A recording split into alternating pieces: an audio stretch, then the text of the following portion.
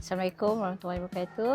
Alhamdulillah hari ni Kak Nim selesai untuk NIMS Leader Retreat 2025 di Kuantan.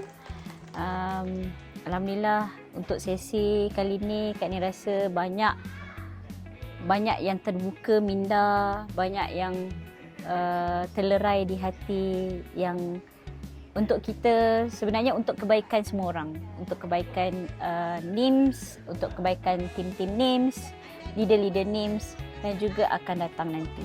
So kami harap lepas ni kita semua terus bangkit, akan terus buat lebih baik lagi daripada sebelum ni, dan Kak Ni yakin dan Kak Ni percaya semua orang akan sentiasa dan akan lebih kuat lagi lepas ni, dan kita bersatu hati, kita dah reconnect, kita dah realign dan reignite together, dan insyaAllah untuk 2026 nanti kita akan lebih hebat lagi, dan Kak Ni yakin, sangat yakin. All the best, NIMS Unstoppable 2026. Love, Kak Nim.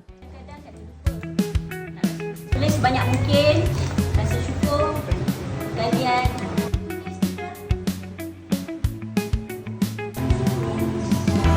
Penting kita ucapkan rasa sayang, rasa syukur